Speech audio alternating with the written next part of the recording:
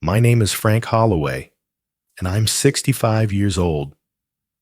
People used to call me Chief, a nickname I earned during my 25 years in the Navy. I served through 2 wars, trained 100 younger men, and never missed a single command. My world was built on discipline, duty, and doing the right thing even when no one was watching. That kind of life teaches you how to hold your breath in a storm. It doesn't teach you how to be a father. I met my wife, Eleanor, in Charleston during a shore leave. She had the kind of quiet grace that made you forget the noise around you. We were married for 16 years before cancer took her in the span of 8 months. She left me with a son, our only child, and the impossible task of raising him alone while trying to serve my country. After Eleanor died, I declined a promotion that would have sent me overseas for 3 years. Instead, I transferred to a lower-paying station near home. I told myself I did it for Ryan, my boy, who was just 8 years old at the time. But he didn't understand sacrifice. How could he? All he saw was a man in uniform who disappeared at dawn and came back smelling like salt and steel. We tried, Ryan and I. I took him to ball games. I learned how to braid his mother's special cinnamon rolls, even though mine always came out uneven. I attended his school recitals in full dress uniform, straight from base. But the truth was, there were too many days I wasn't there. Too many birthdays celebrated with voicemails. Too many bedtimes missed. When Ryan turned 13, my station was relocated 2 hours away. His mother's parents offered to help, and for a while, things seemed manageable. Then came the divorce. Not mine. Eleanor was already gone. This was a legal separation between me and my own son, executed through silence and avoidance. The custody agreement granted me weekends. I followed it to the letter. Every other Friday, I'd pick Ryan up, even if he barely said a word during the drive. I tried to make those weekends meaningful, building model ships, teaching him to fish, but it was clear he didn't want to be there. I thought time would fix it, that one day he'd see the effort behind the stiffness. I wrote letters every month, birthday cards, Christmas packages. I kept a drawer full of returned envelopes with "Not at this address" stamped across the front. His handwriting changed. The addresses did too. I kept track as best I could, clinging to any address I could find, even if it led nowhere. My world was reduced to memories and mail. When Ryan turned 20, I received a graduation announcement in the mail. No invitation, just an announcement. I watched the live stream of his ceremony in my dress blues, sitting alone in my 1-bedroom apartment. He graduated magna cum laude. I stood and clapped when his name was called. That night, I wrote him a letter. "You made me proud today, son." I never heard back. The years rolled on. Promotions came and went, but I never returned to the sea. I retired early, moved into a smaller town near where I'd heard Ryan had settled. By then, he had a career in media, something digital I didn't understand. People told me he had a podcast, that he was famous in a way. I didn't know what that meant until the day I listened. That day would come later. For now, I was just a retired sailor with a box of unopened letters, living 5 miles away from a son who no longer used my name. It was Ryan's 9th birthday when I decided to break protocol for the first time in my career. I swapped shifts with a younger sailor, skipped a scheduled inspection, and drove through a storm to be there on time.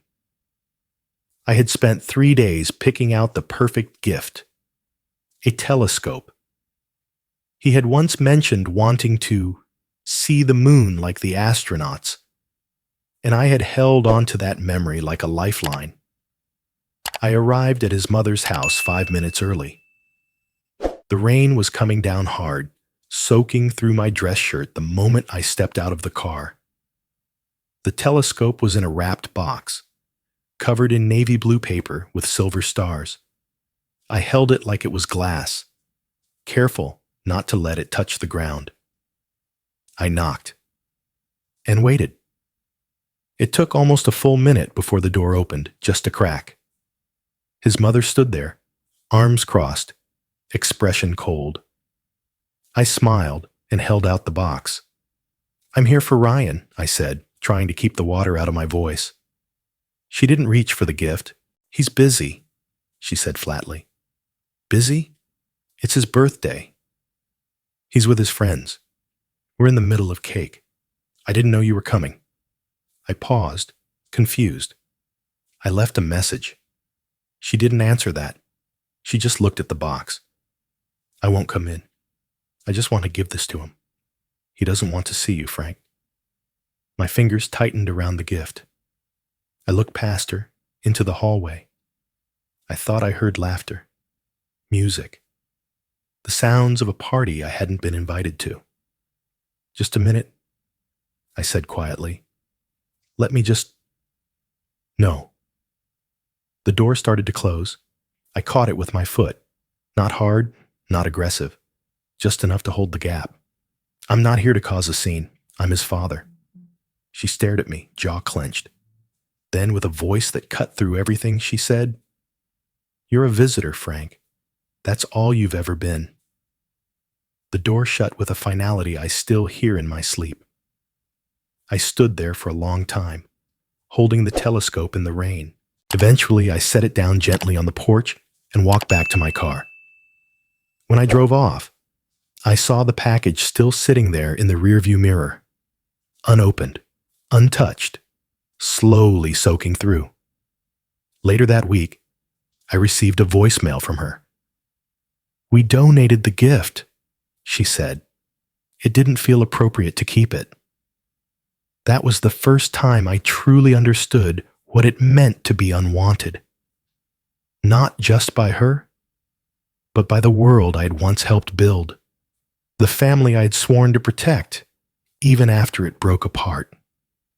I had thought that love would be enough. That effort could bridge absence. But love unreciprocated feels like trespassing. I stopped trying to show up unannounced after that. I reverted to the agreed visitation weekends. No surprises, no knocking on doors. I began calling ahead, leaving messages I knew would go unanswered. And still, I kept buying gifts, sending cards, holding on. But that birthday, his 9th, it marked a shift. Before that day, I had believed we were just in a rough patch. After that day, I realized I had become a stranger to my own son. I wasn't just shut out of the house. I was shut out of his life. After that birthday, things didn't fall apart all at once. They unraveled quietly, like a sweater thread tugged gently until the whole thing comes loose in your hands. There was no big fight, no slammed doors or shouted words. Just distance, stretched further each year until we barely occupied the same orbit. I kept writing letters, one every month, sometimes two. I wrote about little things, how I fixed up the old truck, how the dog from next door kept digging holes in my yard, how I remembered the way he used to line up his toy soldiers by height. I never said anything heavy. I never asked for anything. I just tried to leave a trail he could follow back if he ever wanted to. The letters never came back marked "Return to sender." But they never got answered either. No call, no note, just silence, as vast and cold as the sea I used to sail. At first, I thought maybe he was busy. College, friends, life. Things get hectic when you're young. I convinced myself that he would write when he had time. but weeks turned into months, and months into years, and still the silence. I sent birthday cards every year, always with a small check inside. The checks were never cashed. The cards, I imagine, were never opened. But I kept sending them anyway. It felt like keeping a light on in the window for someone who might be lost in the dark. Christmas was always the hardest. The first year after that birthday, I set the table for two. It was muscle memory more than hope. I made the roast Eleanor used to make, played the old vinyl of Bing Crosby she loved, and sat there staring at the empty chair across from me. I placed one of my letters in the center of the table, still sealed, like a guest that might finally speak. It stayed unopened. So did the ones the years after that. The chair stayed empty. The music felt more like background noise in a funeral home than a celebration. I started mailing small gifts in December, books I thought he'd like. A scarf I'd knit myself when arthritis kept me from doing much else. A leather-bound journal with a note that said, "If you ever feel like talking, I'd love to listen." I never got a thank you, never got anything, but I still sent them, year after year, as if the act alone could redeem something in both of us. By the time Ryan turned 25, I had stopped expecting a reply. I sent the letters for me, I think, to remind myself that I was still trying, that I hadn't quit, that some part of me, however small, still believed in the man I used to be, and the father I still wanted to be. But I can't pretend it didn't hurt. Every unopened envelope felt like a slap wrapped in silence. Every ignored gesture, a reminder that I had been erased, not angrily, but thoroughly. Not with fire, but with frost. I began to memorize the sound of my own footsteps in a quiet house. I learned to cook meals for one. I talked to the TV. I answered my own questions aloud.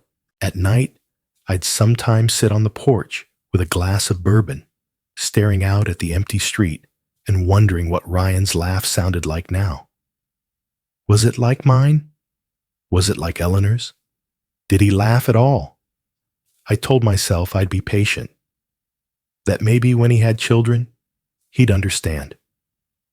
That time would soften the edges, that one day a letter would come back, or a knock would sound at my door, and he'd be standing there with one of my old envelopes in his hand. It never happened. The last letter I wrote that decade was on Christmas Eve, 10 years after that 9th birthday. I wrote it by hand, like always, signed it, with all my heart, Dad. I placed it on the table again, beside a cold plate of roast and a single glass of wine. I left it unopened, just like all the others. I retired the year I turned 63. The Navy sent me a plaque, a gold watch, and a quiet ceremony with more handshakes than hugs. After 25 years of service and a decade of retirement paperwork, I walked out of the base for the last time and didn't look back. I wasn't leaving anything behind that mattered to me anymore. I packed my things into a modest U-Haul and drove 12 hours south. I didn't tell anyone. I hadn't spoken to Ryan in over 5 years by then, but I had quietly tracked his life from afar. He had settled into a quiet suburb just outside Asheville, North Carolina, bought a home, started a podcast, married a woman named Elise. They had a child, a boy, my grandson. I moved into a 2-bedroom rental 4 blocks away. It wasn't coincidence. It was the only decision I made with hope at its center. I spent the first month getting settled. I planted tomatoes in clay pots along the porch, repainted the kitchen cabinets, and took long walks past the park where I'd heard Ryan sometimes jogged. I never saw him, but every time I passed a small boy on a tricycle, I wondered if that was my grandson. I didn't try to call. I'd learned that silence had its rules, and breaking them only widened the distance. Instead, I tried something quieter. I baked. Eleanor used to make pecan pie every fall. It was her signature. She had a special crust recipe, flaky, buttery, folded over the edges just enough to catch a finger. I had watched her 100 times, so I tried to recreate it. The first attempt was a disaster. The second was edible. The third, almost good. I placed the pie in a reusable tin, wrapped it in foil, and included a handwritten note. Thought you and your family might enjoy this. Dad. I walked to their house just after dusk. There were lights on. A child's laughter spilled through a cracked window. I stood at the doorstep for a full minute before placing the tin gently on the mat and walking away. The next morning, it was sitting on my porch, unopened. My note still attached. The handwriting on the return envelope wasn't Ryan's. It was Elise's. Simple. Cold. No thank you. No words. Just a returned offering. I tried again 2 weeks later. This time banana bread. I left out the nuts, just in case. No note. Just the name, Frank, written in small letters on the wrapping. Same result. Back on my porch. Untouched. Over the next 3 months, I tried cookies, cinnamon rolls, even soup in a sealed jar. Every single one came back, sometimes within hours, sometimes still warm. I shifted tactics. I wrote letters again, short ones. No emotion, no pleas, just neutral updates. Saw the sunrise over the river this morning. Reminded me of Charleston. Found a bookstore that smells like our old garage. Hope you're well. I didn't ask anything, didn't mention the past. I just placed them in white envelopes, signed Dad, and left them gently inside the screen door. 3 letters in, I stopped getting returns. I thought that was progress, until I noticed the small security camera mounted above their porch light. It hadn't been there before. My words, like my food, were now seen and screened. One Saturday, I sat on a bench outside their local grocery store. Ryan walked out carrying a brown paper bag. Elise was beside him. The boy, no older than 4, clung to his leg, holding a juice box. My heart kicked in my chest. I stood, unsure of what I'd say, how I'd explain myself after years of absence and silence. But Ryan never looked up. He walked past me like I didn't exist. And Elise, she did look. For half a second. Her eyes met mine, and there was no hate there, just warning, cold, clear warning. I sat back down. I spent that evening rewriting my next letter 5 times. It ended up 3 lines long. I saw you today. You look strong. The boy looks like you did at that age. Dad. I never left it at the house. I burned it instead. Some days, I'd walk by their street just to hear the distant hum of life. Not stalking, not spying, just remembering. Trying to feel close, trying to exist near something that used to be mine. I didn't expect reconciliation, but I had hoped for recognition. Instead, I got silence and returned pies. It was a Thursday morning when I finally listened. I'd heard about the podcast months earlier from a woman at the hardware store. She'd recognized my last name on a receipt and asked if I was related to that Ryan Holloway, the guy with the family show. I nodded before I realized what she meant. She smiled. He tells such honest stories about growing up, about parenting, raw stuff. Raw. That word stuck with me. That night, I typed Ryan Holloway podcast into the search bar and found it in seconds. Top result, 5-star rating, hundreds of thousands of followers. A black and white photo of him with a microphone, eyes intense and thoughtful. The title, Father Figure. I hesitated. Then I hit play. The first few episodes were harmless. anecdotes about college, interviews with therapists, a few humorous rants about parenting toddlers. His voice was strong, confident, older than I remembered. There was a rhythm to his storytelling, a vulnerability I didn't expect. For a moment, I was proud. Then came episode 23. It was titled, "The Father I Never Had." I listened in silence.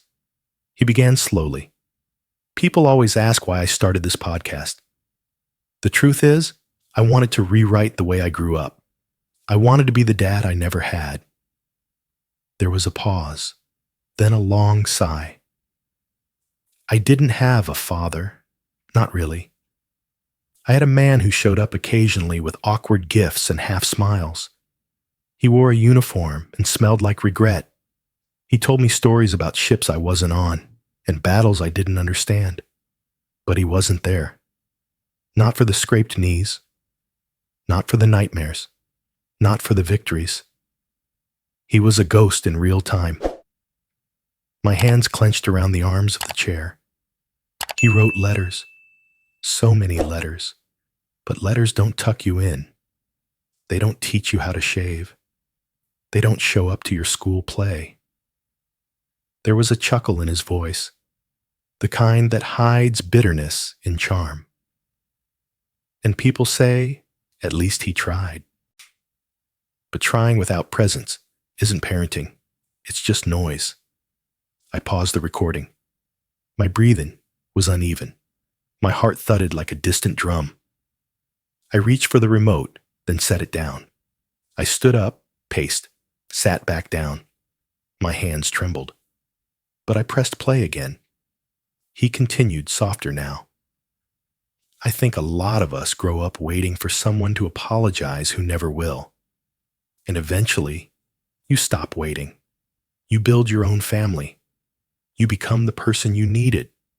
That's what this show is for people like me who had to become their own fathers. And then the sentence that broke me. I don't have a dad. No anger, no drama, just plain and factual. I never did. I sat in silence long after the episode ended. I didn't cry at first. I just stared at the turned-off screen, the ghost of his voice still ringing in my ears. I whispered to no one, "He hates me."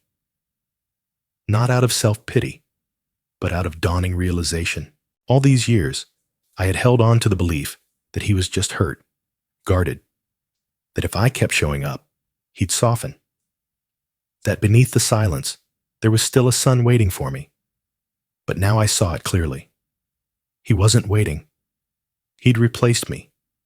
And worse, he had erased me. I stood and went to the kitchen, poured a drink. I didn't eat dinner that night, didn't turn on the lights. I just sat in the dark, a retired man with no war left to fight and no flag left to salute. What wounded me wasn't the harshness of his words. It was their calm, their certainty. To the world, I was a stranger in a uniform. To my own son, I was a ghost with a last name. It had been nearly a month since I listened to the episode, the one where my son declared to the world that I didn't exist. I hadn't baked since. I hadn't written. The letters, the pies, the quiet gestures. I stopped all of it. Some part of me finally accepted what words, return packages, and security cameras had failed to communicate. He didn't want me. But routine is hard to kill, especially for an old sailor. So I kept walking past their street, just a block off from my usual route to the corner store. I told myself it was habit, not hope. That I didn't glance at the windows, that I wasn't looking for anyone. Then one morning, everything changed. It was late fall. The leaves had turned and started their slow descent to the pavement. I was wearing the scarf Eleanor had knitted me the year before she passed, brown with a faded stripe of navy blue. I had just turned the corner past Ryan's house when I saw movement in the window. A small figure. barely taller than the sill. A boy. He had messy dark hair and the soft, round face of someone too young for the weight of silence. His hands were pressed to the glass, fogging it slightly. He was watching me. I slowed. For a moment, neither of us moved. Then, without hesitation, he raised one small hand and waved. It wasn't timid. It wasn't curious. It was joyful. Like he was greeting someone he already knew. Like waving to a friend you see every day on the way to school. I froze. The warmth that shot through my chest was immediate and unbearable. I lifted my hand slowly, not wanting to startle him, and returned the wave. And that's when she appeared. Elise. She came into the frame like a storm cloud, her expression unreadable. She saw the boy's hand raised, saw mine lifted in return, and with one swift emotion, she pulled him back from the window. The curtain dropped. It was over in seconds, but I stood there for much longer. I stared at the closed window, my breath visible in the cold morning air. My heart raced, not from confrontation, but from something far more dangerous, recognition. That boy, my grandson, had Eleanor's eyes, not just the color, the shape, the quiet warmth behind them, the way they squinted ever so slightly when he smiled. It was like seeing her again, after all these years, caught in a flicker of life that wasn't supposed to include me. I walked home slowly, each step heavier than the last. Inside my apartment, I sat down without taking off my coat. My hands shook. I wasn't crying, not yet, but I felt something crumbling inside me, something old and buried and dangerous, because for the first time in years, I wanted to fight, not for vengeance, not for validation, but for the right to wave back. I knew what I saw in that boy's eyes. It wasn't confusion or fear. It was instinct. Children don't hide suspicion in their greetings.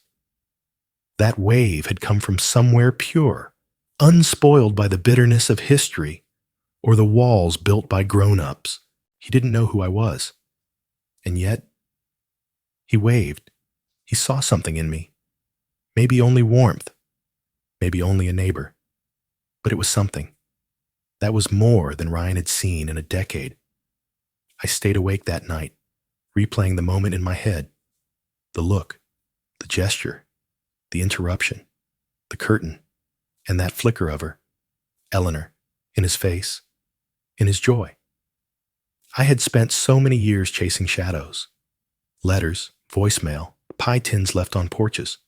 But now, for the first time, I had seen something real. A glimpse through the glass, a connection unspoken, and I would never see it again. Because the next morning, the window was covered. Thick blinds, no view. They'd changed it overnight.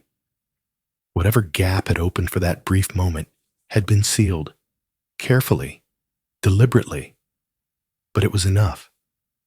Enough to remind me what I had lost, and what I still wanted. I didn't plan it. Not really. That morning, I woke up before the sun, brewed coffee I didn't drink, and stared at the same envelope I'd written a dozen times over the last year but never sent. It was addressed to Ryan. No return label. Just his name, clean and centered, like I was still holding on to some last shred of formality. By 9, I was outside his house. It was quiet, but I knew the schedule. He always recorded on Saturdays, around 10. His podcast's release time was consistent. He was disciplined in that way. I'd seen the light in the front room enough times to know which one was the recording window. It faced the street, slightly open for natural light, a soft curtain drawn, but not closed. I sat down on the top step, just outside the door. No food this time. No letter. No gifts. Just me. The air was cool, damp.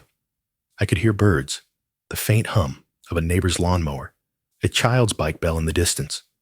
Inside, there was silence. Then, faintly, the sound of a chair rolling across hardwood. He was in there. I reached into my pocket, pulled out my phone, and opened our old thread. Most of the messages were one-sided.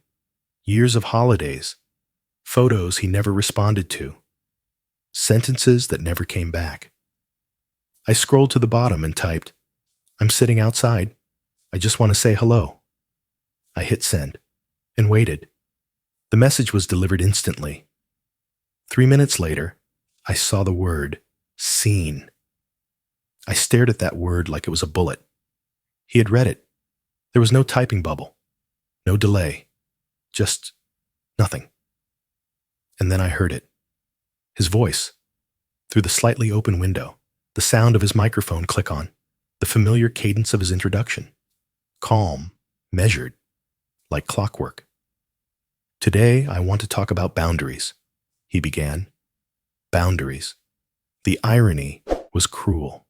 "I want to talk about the importance of protecting your space, especially from the people who think being related to you gives them permission to invade it."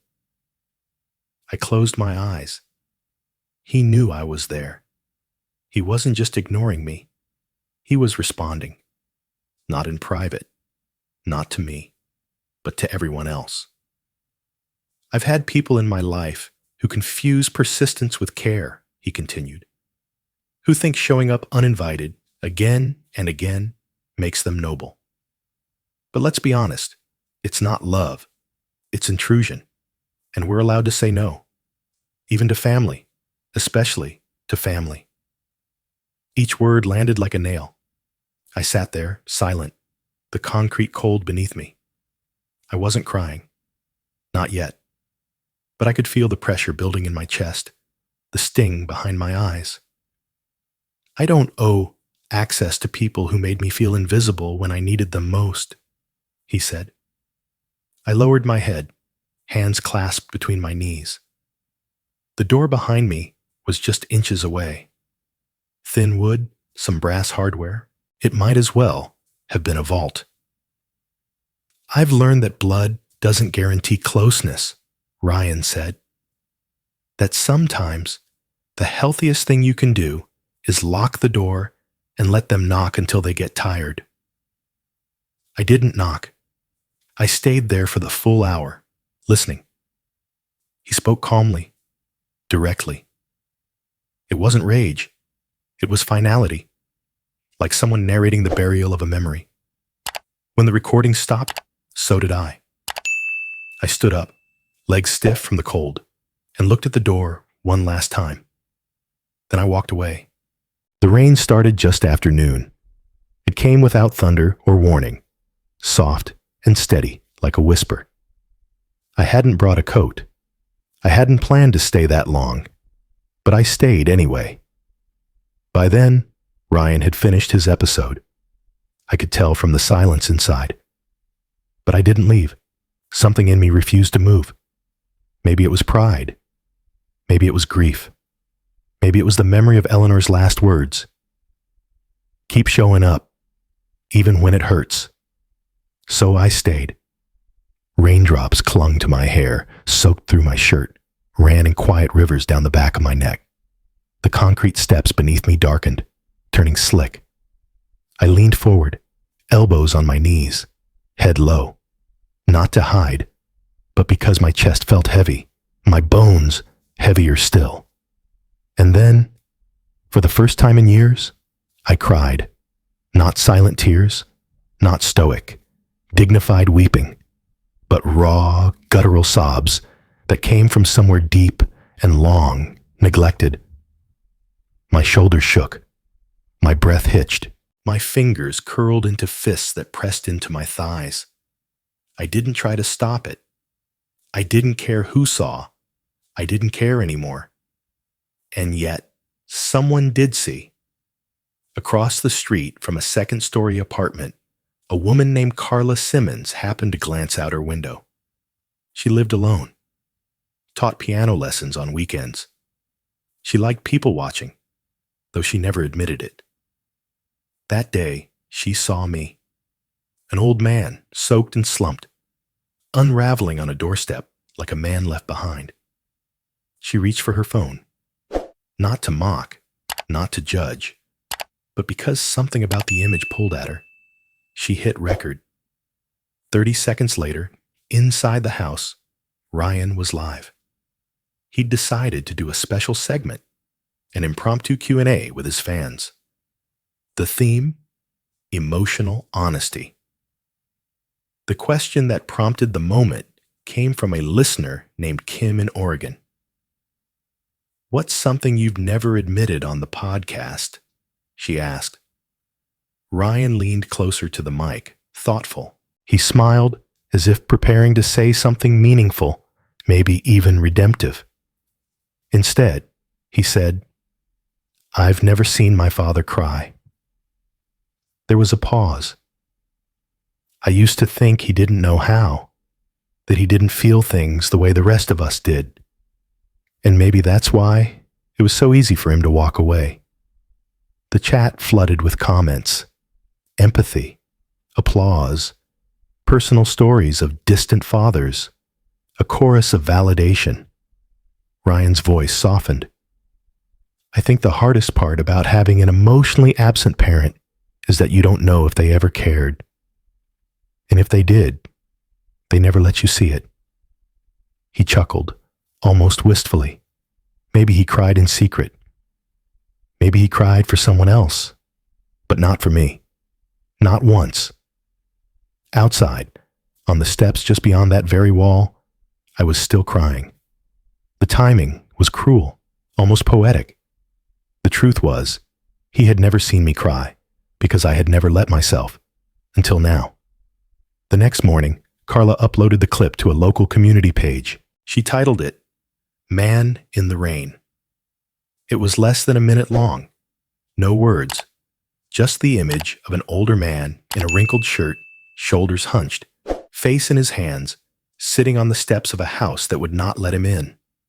The caption read, "Sometimes heartbreak has a seat." Within hours, it was reposted, shared, commented. By the next day, it hit 100,000 views. Someone added music. Someone else asked, "Who is he waiting for?" The comments varied. Some joked, others speculated, but a few saw through it. That's grief. Something happened here. And then someone recognized the street. And then someone recognized the house. And then someone matched the timeline with Ryan's live episode. A follower posted the two side by side. The image of me crying in the rain, and the audio clip of Ryan saying, "I've never seen my father cry." It went viral. The irony was too sharp to ignore. And suddenly, I was no longer just a man on a step. I was the man behind the voice. The man who wasn't supposed to exist. For a few brief hours, I thought the world had finally seen me. The video, "Man in the Rain," was everywhere. My phone buzzed constantly with alerts I didn't understand. I didn't have social media, but someone from the building where I rented my apartment mentioned it at the mailbox. "Frank, you're famous," he said, holding up his phone. I looked over his shoulder.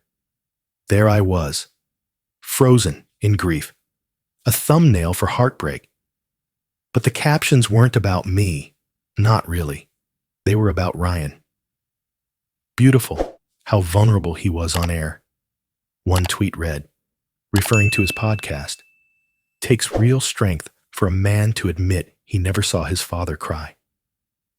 Another, "That clip of the old man sobbing outside somehow matches what Ryan said perfectly. The timing is haunting." I wasn't the story. I was the metaphor. They didn't know I was his father. They didn't know I was crying for him. I sat at my kitchen table, watching the clip for the third time on someone else's borrowed phone. My own face was almost unrecognizable. Wet, twisted, exposed. I looked like a man who had nothing left to protect. And maybe I didn't. Ryan hadn't posted any response to the speculation, but his audience filled in the gaps. They romanticized the coincidence. They called it poetic, poignant. A sign of how deeply Ryan's story resonated with strangers everywhere. I watched a reaction video of a young woman tearing up. "I just wish I could hug that man," she said. "He looks like every silent father who never got it right." Ryan's words gave that man's pain meaning. She smiled through her tears. They're both broken, but in different timelines. That was the part that gutted me. I wasn't a symbol of Ryan's words. I was the contradiction. I was the reason the story hurt. I had cried, just like he said I never had. I had shown up, just like he said I never did. But the world didn't see that.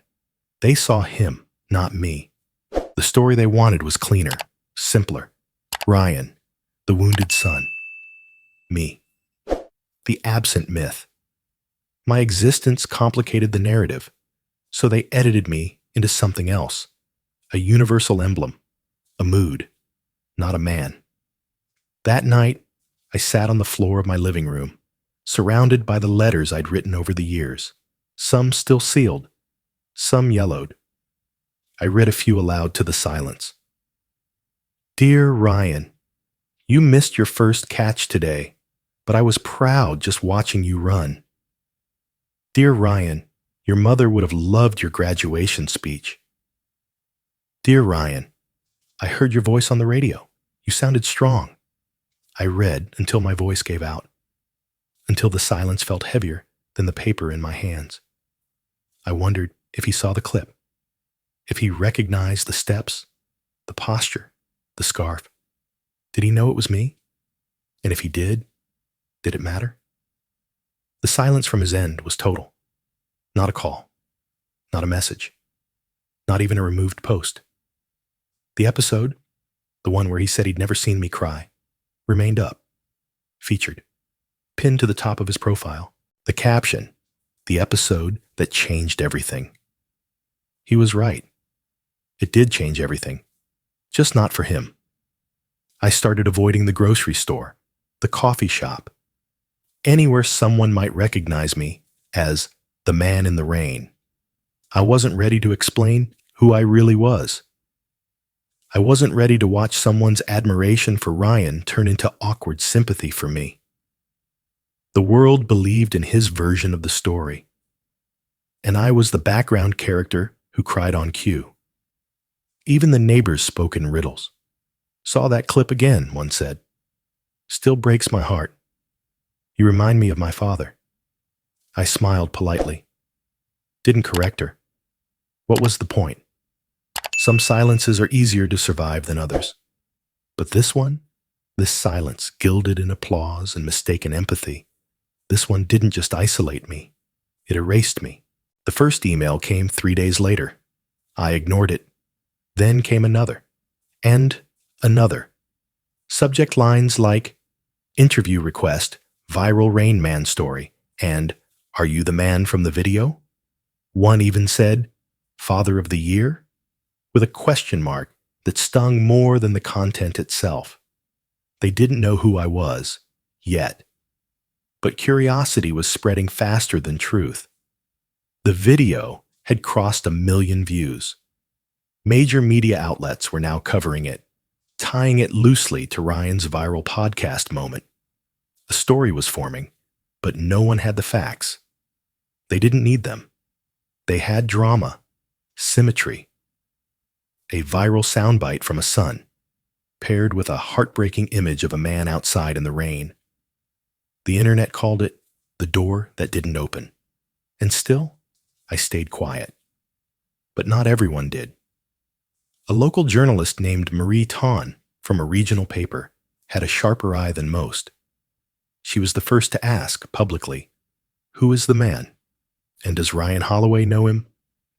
It wasn't an accusation, yet, but it was a spark. I first met Marie outside the coffee shop on 7th Street. She approached gently, holding a small notebook and a pen that clicked nervously in her hand. "Mr. Holloway?" she asked. I didn't answer. "I believe you're the man in the video." I looked at her, tired. "Does that make me interesting?" She paused. "It makes you important. To the story." "I'm not the story," I said. She smiled, kind but firm. "Maybe not to you, but to everyone else, you are." I didn't invite her in. I didn't give her tea or offer a quote. But I didn't tell her she was wrong, either. 2 days later, the article went live. Man in the Rain confirmed as estranged father of podcast star Ryan Holloway. It wasn't scandalous. Not yet. But it was real. And real had consequences. Ryan's name trended for all the wrong reasons. The internet turned, slow at first, then all at once. Wait. He said he never saw his father cry? But the guy in the video was his dad? Why didn't he just say that? Did he know? Did he lie? The same people who'd worshipped his vulnerability began dissecting it like a crime scene. They replayed his words. They analyzed the timing. They asked the question Ryan had worked his whole life to avoid. Was there more to the story? The comment sections turned toxic. Grifter. Emotional manipulator. He built a career on half-truths. Others defended him. He told his truth. Who are we to judge? But truth, once cracked, leaks. Marie reached out again. This time, I answered. She didn't bring a camera, just a voice recorder and 2 coffees. Black, no sugar. "I'm not here to expose him," I said finally, after 15 minutes of silence between us. "I believe you. I don't want him destroyed. I don't want that either." I looked out the window. The rain had started again, softer this time. "I just want people to know I existed." She nodded. So I told her. I told her about Eleanor, about the Navy, about the birthdays, the letters, the pies, about the time I saw my grandson in the window, about the moment I cried on his doorstep, while the world listened to my son say I never had. Marie didn't take many notes. She just listened. When I finished, she asked one question. "Why now?" I thought about it for a long time. "Because for once," I said, "I want the silence to speak for me." That quote ran in her follow-up piece. It spread like fire. "I want the silence to speak for me." Father at center of podcast, scandal breaks. Silence. Now it was a scandal. Ryan stayed silent. No press. No statement. The longer he waited, the louder the questions became. Sponsors paused. Fans demanded answers. The podcast was pulled from some platforms pending internal review. And me? I stayed in my 2-bedroom rental, alone, but not invisible. I had never written a blog post in my life. Typing was something I'd always done with 2 fingers, slow and awkward. Computers never interested me much. Too impersonal. Too cold. But one of Marie's readers had started a page called The Man Outside the Door, a forum for people sharing stories about family, estrangement, regret. She messaged me privately, said if I ever wanted to tell my side, she'd publish it. No edits, no headlines.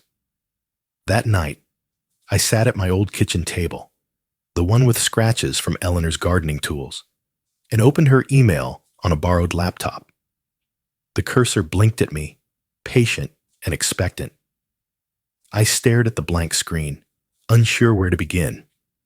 Then I wrote, not to defend myself, not to attack Ryan, but to remember. The title I chose was simple, What I Never Said. And it began like this. My name is Frank Holloway. I'm the man you saw crying on a doorstep I wasn't allowed to enter. I'm not looking for sympathy. I've had enough silence in my life to know that sympathy fades. What I want What I've always wanted is the truth to be whole. I wrote about Eleanor, how we met near a dock in Charleston, how she laughed with her whole face, how she once painted sea creatures on Ryan's bedroom walls so he could fall asleep feeling like he lived in an ocean. I wrote about her funeral, how I couldn't cry then either. Not because I didn't love her, but because I didn't know how to grieve something so deep without drowning. I wrote about our son, how I carried his photo in my wallet longer than I carried my military ID, how I missed his first steps because of deployment, but showed up in full uniform to his second grade spelling bee, even though my base was 3 hours away, how I memorized every birthday, even after I stopped being invited. I told them about the pies, the letters, the silence. I didn't blame Ryan, not once. I explained. I confessed. I owned what was mine to own. There were moments I failed him, I typed. Moments when duty pulled me away, and I didn't fight hard enough to stay. I thought providing was enough. I thought showing up when I could would balance the times I couldn't. I was wrong. I talked about the podcast, how I had listened, how the words had cut deeper than any battlefield injury, how the sentence, "I don't have a dad," had broken something I didn't know was still holding. Then I told the truth no one else had. I didn't cry because I was absent. I cried because I was erased. I ended the post with the only sentence that mattered. I don't want to be forgiven. I just want my son to know the truth. I hit send before I could change my mind. The post went live at 8:43 p.m. on a Thursday. By morning, it had been shared more than 100,000 times. People called it a letter to all estranged children. Others called it a map of quiet fatherhood. A few said it felt like reading a confession and an apology stitched together. I didn't read the comments. Marie did. She sent me summaries. She said people were crying. Some were writing their own letters. Some had called their parents for the first time in years. Ryan still said nothing, but the silence was now his to carry. People started quoting my final line like it was scripture. I don't want to be forgiven. I just want my son to know the truth. That line found its way onto posters. A teacher told Marie she read it aloud in a classroom. A counselor printed it on the wall of a group therapy center. The irony didn't escape me. I had spent my whole life unseen. And now, in the twilight of everything, the world finally heard me. Not because I yelled, but because I wrote something they couldn't ignore. I didn't feel vindicated. I didn't feel victorious. But for the first time in decades, I felt understood. For a man who built his brand on control, Ryan wasn't prepared for chaos. It started subtly, a shift in tone from his most loyal fans. The ones who once praised his raw honesty now left comments like, "I hope this isn't what it looks like," and "maybe it's time for the full story." Then the sponsors began to notice. One by one, the names disappeared from his homepage. First, the wellness brand that had featured him in a nationwide campaign. Then, the book deal, a memoir titled Becoming Fatherless, quietly paused by the publisher. And finally, the podcast network itself removed 3 episodes, including the one where he had said, with such conviction, "I've never seen my father cry." Because now, the world had, and the footage was time-stamped. The same day, the same hour, the same doorstep. A perfect collision of narrative and evidence. Social media, once his echo chamber, turned skeptical. Influencers reposted side-by-side videos. Ryan in his studio, calm and articulate, followed by me, his father, sitting in the rain, trembling and broken. Someone overlaid the audio. I don't have a dad. Then the visual. My head bowed, shoulders shaking. The comments poured in. This feels calculated. How can you say that while your father's outside your door? Empathy goes both ways. Not everyone turned. Some clung to his defense. We don't know their relationship. Maybe the dad's abusive. But the narrative had cracked. And when cracks form, the crowd gets hungry for leaks. So they started digging. Old episodes resurfaced. The inconsistencies emerged. Stories that once sounded poetic now sounded rehearsed. A clip from episode 16, "He never wrote to me," contradicted by a photo of the letters I had shared in my blog. A fan-turned-investigator uploaded a video called "The Myth of Fatherless Ryan," dissecting contradictions with timestamps, interview excerpts, and screen captures. It garnered over 1 million views in 48 hours. Ryan remained silent, but the silence, once his sanctuary, now became its own form of admission. Marie called me a few days after the fallout began. She sounded cautious, like someone approaching a wounded animal. "There's a press inquiry," she said. "National coverage. They want to interview you." "No," I said immediately. She hesitated. "They're going to run something either way." "Let them. I've said what I needed to say." There was a long pause. "I think he's hurting too," she said gently. "I'm not looking for him to hurt." "I know." But pain was coming, whether I wanted it or not. A journalist released a profile titled, "When Fatherhood Becomes Fiction." It was less an expose than a reckoning. It detailed Ryan's rise to fame, his crafted image, and the unraveling timeline of his supposed estrangement. My name was mentioned, quoted from my blog. The article concluded with a line that echoed louder than anything I had written.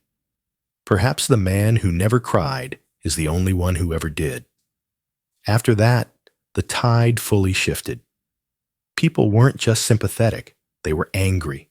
At Ryan, at the media, at the idea that someone could build a career on pain that wasn't fully theirs. Emails flooded the forum. Messages from people who had cut off parents, now wondering if they too had been unfair. Estranged fathers wrote to me, thanking me for giving them language.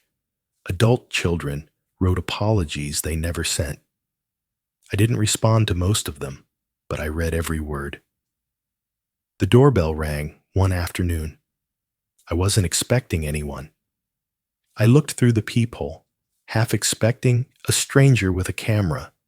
It was a delivery, a small brown envelope, no return address. Inside was a single folded paper, typed. No greeting, no signature. Just, "I didn't know you were there. That day. I thought it was someone else." And beneath it, "He talks about you. All the time. He thinks you live in the clouds." There was no name, but I recognized the handwriting on the outside, Elise's, her careful curves, her minimal loops. She hadn't written to me in years. She hadn't said much at all, until now.